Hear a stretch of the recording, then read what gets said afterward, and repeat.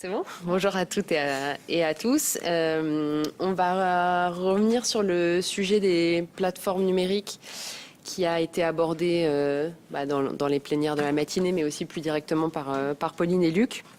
Et donc, on va envisager là aussi les plateformes comme un nouvel espace d'échange de travail qui est hors du cadre du salariat, voire hors du cadre des professions et des métiers, puisque les travailleurs qui y sont présents sont des indépendants, voire des particuliers qui offrent leurs services. Donc voilà, on prend le cas d'Uber.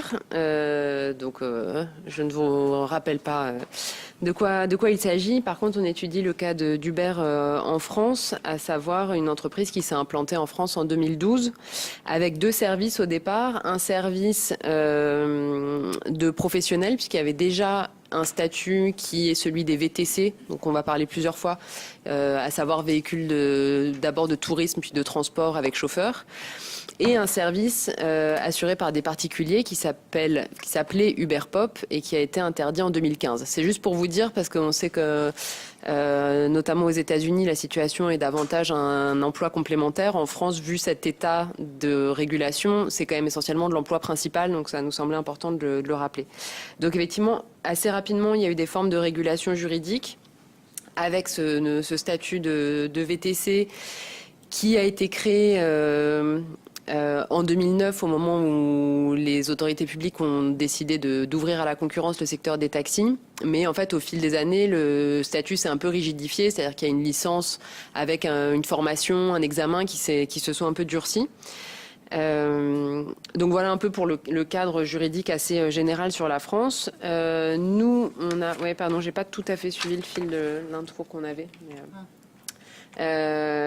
Notre porte d'entrée dans la situation d'Uber en France, ce sont les mobilisations des chauffeurs. Ce qui permet à la fois de saisir leurs conditions de travail et leur trajectoire professionnelle, et puis aussi des questions plus de l'ordre de la sociologie politique, de comprendre un peu quels sont leurs modes de socialisation politique, leurs grilles d'analyse, leurs revendications, la présence des syndicats. Nos matériaux sont d'ordre qualitatif aussi pour le moment, c'est-à-dire des observations pendant... Ouais, je sais que ça c'est après, mais moi je le dirai après du coup. Donc une enquête sur les mobilisations des chauffeurs avec une curiosité qui est que leurs profils sont a priori assez éloignés des profils classiques des mobilisations dans le travail, puisque ici on a des travailleurs indépendants, jeunes, qui en général n'ont pas connu d'engagement syndical préalable. Et donc voilà, on a un ensemble de questions. Qu'est-ce qui explique ce passage de l'engagement dans du travail indépendant à de la mobilisation collective? Comment le mouvement donc a émergé? Quelle est la place des syndicats, leurs pratiques protestataires et puis leurs revendications? L'enquête, je l'ai déjà un tout petit peu mentionné, mais pour le redire, on est aussi membre avec Pauline et Luc qui sont là d'une enquête collective avec des sociologues et des juristes sur l'impact des plateformes sur le travail et l'emploi. Et là, donc vous avez les noms de nos camarades d'équipe de travail, dont une partie sont présents ici. L'idée ici, plus spécifiquement, c'est d'utiliser de la sociologie du travail et de la sociologie des mouvements sociaux pour comprendre le cas des mobilisations de chauffeurs. Et ça se fait à partir donc d'une enquête de terrain, à savoir l'observation. Il y a eu quand même un ensemble de manifestations dans l'espace public à Paris qu'on a suivi très régulièrement avec Sophie, des entretiens avec les chauffeurs mobilisés, et notamment les représentants syndicaux. Voilà, là pour l'enquête qui va être mobilisée ici. Donc dans une première partie, je vais essayer, avant de passer la parole à Sophie, de donner quelques éléments qui permettent de saisir, enfin on l'espère, l'émergence d'une contestation organisée et collective. Le point de départ de la mobilisation, c'est en octobre 2015, donc assez récemment après l'installation d'Uber en France. L'entreprise annonce une baisse des prix de 20% et une hausse de la commission qui passe de 15% à 20% des courses. Et là, le jour même, on a des chauffeurs qui manifestent devant les locaux d'Uber à Paris et qui manifestent sur une des grandes places qui empêche vraiment la circulation à Paris si elle est bloquée. Donc certains chauffeurs se réunissent aussi porte-maillot. Le premier mouvement qui explique la mobilisation, c'est le passage de formes d'engagement économique, symbolique assez fort dans cette nouvelle activité à des formes de déception. Ce qui se comprend, qui est un mouvement classique de toutes les mobilisations, mais là, si on rentre un peu dans le détail, ce qu'on voit apparaître, c'est qu'il y avait quand même des espoirs assez forts d'ascension sociale. On a une population de chauffeurs qui sont relativement jeunes, qui sont issus des classes populaires et qui souvent avaient un emploi salarié avant dans le transport ou dans la logistique. Et l'installation à son compte était quand même investie d'un espoir d'ascension sociale assez fort. Bon, ça confirme pas mal de travaux qui ont déjà pu être faits sur ces questions-là. Et il y a aussi un investissement matériel assez fort qui participe, qui est dans le tableau de cet engagement. Et puis assez vite, une dégradation des conditions qui s'explique par une chute des rémunérations, par du coup la concurrence des particuliers avec le service Uber Pop, donc même s'il a été interdit. Mais en gros, sans doute qu'il y a eu un repositionnement aussi un peu en termes de niveau de gamme d'Uber. Cette baisse des tarifs dont on a parlé, l'arrivée massive de l'OTI, alors je ne vais pas rentrer là-dedans, mais en France, à part le statut de VTC, qui est le statut un peu organisé par les pouvoirs publics, il y avait un ancien statut d'une vieille loi des années 80 qui était censé organiser le transport collectif dans les zones rurales et qui a été réutilisé par certains chauffeurs pour faire travailler les chauffeurs pour eux, parce que ce statut-là permet ça. Donc il y avait tout un ensemble de sous-traitances un peu floues dans le secteur qui a permis à beaucoup de gens qui n'avaient pas la licence d'exercer. Donc voilà, il y avait c'est peut-être un peu lourd de rentrer dans ces détails-là. Je mentionne juste assez rapidement. Et puis, par ailleurs, en dehors de ces changements en termes de conditions de rémunération, il y a le changement de situation personnelle d'une partie des chauffeurs, puisqu'en gros, une partie des chauffeurs assez importante a souvent commencé l'activité en se reposant sur des aides sociales. Ils étaient encore bénéficiaires de leur indemnité de chômage et ils bénéficiaient d'aides à la création d'entreprises. Et puis, une fois que ces aides s'arrêtent, leur situation se dégrade fortement. Donc toutes ces évolutions assez négatives font apparaître la faible autonomie dans le travail et la forte dépendance économique des chauffeurs, qui est par ailleurs assez bien renseignée maintenant sur le cas d'Uber dans tous les pays. Donc le fait que ce sont des chauffeurs qui travaillent à crédit, puisque soit ils sont locataires de la voiture, soit ils remboursent un crédit pour la plupart. Donc en fait, voilà, ils commencent la journée dans le rouge, comme l'a dit Anna dans la session précédente. La dépendance accrue aux applications, puisqu'elles ont siphonné une partie de la clientèle privée que les chauffeurs pouvaient avoir. La faible autonomie dans le travail avec les contrôles sur la manière de travailler, les sanctions. Et la chute des rémunérations entraînant aussi une augmentation du temps de travail qui a des répercussions assez fortes sur la vie personnelle, puisque beaucoup des chauffeurs sont quand même des jeunes pères de famille et mentionnent des tensions assez fortes dans leur organisation domestique. Bon, on le sait aussi, il suffit pas d'être mécontent pour manifester. Donc, l'idée, c'était de comprendre aussi un peu ce qui faisait que les chauffeurs se connaissaient et se reconnaissent un peu comme des pairs ou en tout cas une communauté un minimum solidaire. L'idée, c'est que finalement, les chauffeurs se connaissent plus qu'on peut le penser. On a un peu l'impression qu'ils travaillent seuls, etc. Puis, in fine, ils étaient nombreux à se connaître avant de commencer le métier, parce que souvent c'était quand même un plan qui se passait un peu par amis ou du moins par connaissance. Et puis ils sont nombreux quand même à être en contact pendant leur activité par les réseaux sociaux, mais aussi par des points d'attente physiques près des aéroports où en fait ils discutent pas mal, ils se connaissent, ce qu'on connaît sur les taxis. Et ce qui apparaît aussi, c'est qu'il y a quand même une proximité dans leur trajectoire sociale qui explique aussi des formes de solidarité, ou en tout cas des modes de raisonnement et des sociabilités communes. On a un discours, si on analyse un peu leur grille d'analyse politique, on a un registre contestataire qui s'exprime dans des formes parfois un peu similaires. Alors il y a le discours un peu viriliste, de pas se faire avoir par les applications, qui se fait autour d'une identité masculine partagée.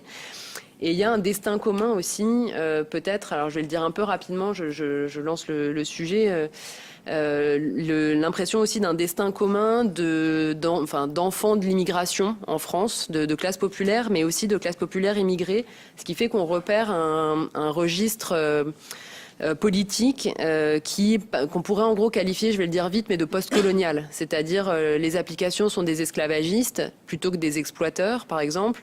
Et puis les traîtres, pour donner juste un exemple, mais les traîtres, c'est-à-dire ceux qui vont pas manifester quand les autres manifestent, ce sont les harkis, qui dans l'histoire de la guerre d'Algérie, voilà, c'était les traîtres, les Algériens qui s'étaient mis du côté de la France. Donc il y a un peu tout un vocabulaire comme ça. Ce sont que deux exemples, mais qui disent quelque chose d'une grille d'analyse qui tient à cette trajectoire d'enfants d'immigrés. Je mentionne juste rapidement que ce mouvement, s'il a aussi émergé rapidement, c'est qu'il y a eu des structures syndicales et collectives assez rapidement. En fait, dès le tout début du mouvement, il y avait déjà plusieurs organisations professionnelles, dont deux se sont affiliées à des syndicats de travailleurs classiques. Et pour vous dire un peu plus sur comment ils fonctionnent, quelles sont leurs revendications, je passe la parole à Sophie. Merci. Donc moi je vais parler des pratiques protestataires de ces chauffeurs mobilisés, donc les différents types de pratiques protestataires. D'abord on va observer des modes d'action classiques type manifestation, blocage, tractage. Par ailleurs, on va observer un rôle spécifique accordé aux réseaux sociaux, c'est-à-dire que c'est par les réseaux sociaux qu'on va se coordonner. Qu'on va se coordonner au travers donc des pages Facebook, des réseaux WhatsApp. Et donc finalement, c'est des réseaux sociaux qu'on utilise au quotidien pour des visées professionnelles qu'on va réutiliser dans le cadre des mobilisations. Autre pratique, c'est la déconnexion des applications. Donc on va se déconnecter des applications de manière collective. Donc ça c'est un outil de pression utilisé en partie pendant les négociations collectives. Voilà, donc là c'est un appel type. Ce qu'on va observer aussi, c'est des pratiques protestataires institutionnalisées qui renvoient à une identité professionnelle haut de gamme. C'est-à-dire que les chauffeurs mobilisés vont rendre visible leur identité professionnelle dans les mobilisations collectives. Ils sont attachés à mettre en avant le service professionnalisé qu'ils offrent aux clients. Ils tendent à se distancier des taxis qu'ils considèrent comme offrant justement un service de moins bonne qualité. C'est en contraste avec ce dont on parlait ce matin avec Urvena. Donc là, et donc qui justifierait selon eux un tarif plus élevé. Donc là, on a des manifestations en fait avec des manifestants en costume cravate. Ce qu'on va observer également, c'est des pratiques quotidiennes de résistance au quotidien, des pratiques protestataires discrètes intégrées à leur quotidien de travail. C'est-à-dire que pour dénoncer leur faible rémunération, beaucoup de chauffeurs mobilisés vont revendiquer le fait d'offrir finalement aux clients des applications un service low cost. Donc pas de bouteille d'eau, pas de bonbons. Autre type de pratiques protestataires, les pratiques protestataires ludiques. Donc pour faire durer le mouvement, pour assurer le maintien du collectif, les chauffeurs mobilisés et les leaders syndicaux développent des pratiques protestataires ludiques. Alors, par exemple, vous avez les barbecues quand il fait beau, tout un tas d'autres choses pour faire durer le mouvement. Ensuite, ils développent enfin des pratiques protestataires de confrontation. Alors certaines sont encadrées par les organisations syndicales, par exemple les opérations coup de poing de janvier 2018 qui étaient à cette occasion en fait les organisations syndicales ont manifesté et ont donc amené avec elles donc des chauffeurs mobilisés. Ils ont manifesté devant les locaux de l'application chauffeur privé pour dénoncer leurs mauvaises conditions de travail et de rémunération. Mais on a tout un tas aussi d'autres actions qui échappent aux organisations syndicales, comme l'occupation des locaux de Uber en janvier 2018. Et donc ce qu'on va observer, c'est finalement des oscillations permanentes autour de la figure du jeune arabe de banlieue. C'est-à-dire qu'on a un mouvement à la fois de distanciation, donc une large partie des chauffeurs et les leaders du mouvement tâchent de se distancier de cette figure pour revendiquer cette identité professionnelle haut de gamme. Et dans le même temps, c'est aussi un moyen de pression qu'ils utilisent pour appuyer leur action collective. Donc je vous lis juste un petit extrait d'un entretien avec un des représentants syndicaux qui nous dit, Justement, il faut garder dans les négociations, vous savez qu'on est des jeunes de banlieue, on va foutre la merde. Les VTC qui sont l'élite du transport vont faire une belle action un jour, mais si on n'est pas reçu ce jour-là, si on n'a pas d'avancée ce jour-là, on risque de faire comme les taxis, et le lendemain, ça sera la branche dure qui va se mettre en avant. Le premier jour, ça va être soft, si le gouvernement n'écoute pas, et visiblement, ce gouvernement, il n'écoute que par la force, le lendemain, la branche dure va se développer, et nous, on va se dédouaner là-dessus en disant, on vous a prévenu. On a essayé de faire un truc beau le premier jour, aller à la rencontre des clients. S'il n'y a pas de résultat et que visiblement les Télétobies, vous ne comprenez pas qu'il vous faut des casseurs et des fauteurs de troubles, malheureusement, on le fera. Donc on voit bien cette oscillation permanente entre mise à distance et en même temps moyens pour appuyer les négociations. Et donc pour finir, sur les revendications, ce qu'on a mis en évidence, c'est que toutes les organisations syndicales appellent à une régulation du secteur et de la profession, et en même temps, on voit apparaître deux modèles distincts. Je vais vite dessus.